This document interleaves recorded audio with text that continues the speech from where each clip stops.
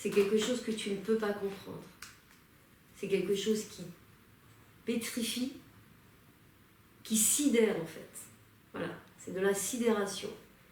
Et tu ne peux d'autant pas le comprendre quand il vient de gens avec lesquels tu as travaillé, pour lesquels tu as travaillé, et que tu as mis en responsabilité. C'est d'autant plus difficile à comprendre.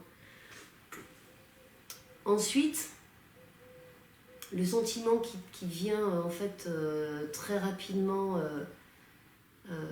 concernant le harcèlement moral, c'est que tu comprends assez vite malgré tout qu'il n'y a pas de raison, que tu n'as rien fait en fait.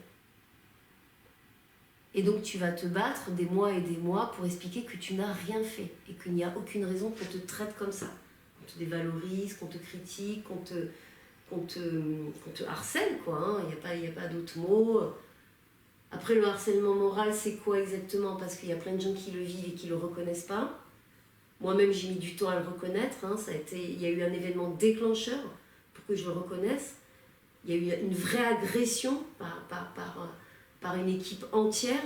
C'est comme ça que je me suis dit, mais que se passe-t-il? Mais avant qu'il y ait cette agression, il a pris naissance par des petits faits, par de la discrimination, par de la marginalisation, par une critique sur ton travail qui n'existait pas avant et qui tout d'un coup arrive, tu sais pas pourquoi, et qui n'est pas justifiée, par des remboursements qu'on te fait pas et qu'on te doit, et tu comprends pas pourquoi on te rembourse pas ce qu'on te doit. Enfin, des choses comme ça, quoi, petit à petit. Et puis, un jour, il éclate.